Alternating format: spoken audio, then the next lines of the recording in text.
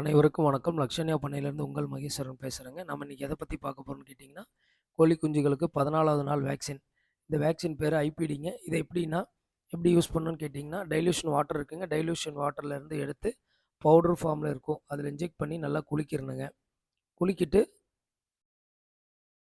இது மாதிரி நல்லா இன்ஜெக்ட் பண்ணி நல்லா குளிக்கிறணும். குளிக்கிட்டு அதில் இருக்கிற அந்த லிக்விடாக மாறிடும். அந்த லிக்விடாக மாறினதை எடுத்து டைல்யூஷன் வாட்டரில் அதை கலெக்ட் பண்ணி நல்லா குளிக்கிறணுங்க. குளிக்கிட்டு கோழிகளுக்கு ஒரு நம்ம லிக்விடு பாட்டில், அதுக்குன்னு லிக்விடு பாட்டில் தனியாக இருக்குங்க. அந்த லிக்விடு பாட்டிலில் போட்டு கண்ணில் ஒரு சொட்டும் வாயில் ஒரு சொட்டும் விடணுங்க.